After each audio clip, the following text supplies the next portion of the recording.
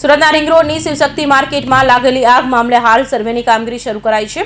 4 અલગ અલગ ટીમો દ્વારા સર્વે કરાઈ રહ્યું છે। સુરતના રિંગ રોડ ખાતે આવેલા શિવશક્તિ માર્કેટમાં આગ લાગી હતી, જેમાં આશરે 500 કરોડનું નુકસાન થયું હોવાનો અંદાજ છે। ત્યારે આગ ઓલવાઈ ગયા બાદ હવે શિવશક્તિ માર્કેટમાં સર્વેની કામગીરી હાથ ધરાઈ છે। તંત્ર દ્વારા 4 અલગ અલગ ટીમો બનાવી સર્વે કરાઈ રહ્યું છે। તો એફએસએલની ટીમે પણ તપાસ કરી રહી છે। હાલમાં ફાયરની ટીમ અને પોલીસને સ્ટેન્ડ બાય રાખવામાં આવી હતી।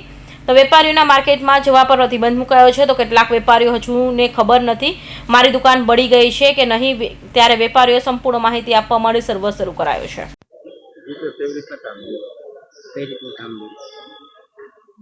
હાલમાં આજે 1 તારીખ થઈ છે, 1/3/2025 ના રોજ સવારે સુરત ફાયર બ્રિગેડની 3 ટીમ શિવ માર્કેટમાં સ્ટેન્ડ બાય પોઝિશનમાં હાજર છે। 25 થી 30 જવાન જેટલા સ્ટેન્ડ બાય મૂકવામાં આવેલા છે।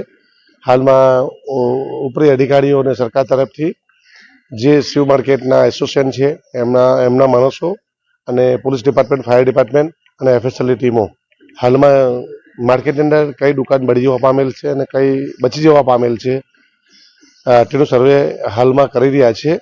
અને એમાં કમસે કમ વેપારીને કહી શકાય કે ભાઈ તમારી દુકાન બળી ગઈ છે, તમારી બચી ગઈ છે, એટલે કમસે કમ વેપારીઓ જે હમણાં એક સવાલ ઉઠાવે છે કે અમારી દુકાનોનું શું પોઝિશન છે એ જાણવા માટે ઉચ્ચ અધિકારીઓ છે ડિસિઝન લઈને હાલમાં 4 ટીમ ભેગી થઈ અને સર્વેની કામગીરી ચાલે છે।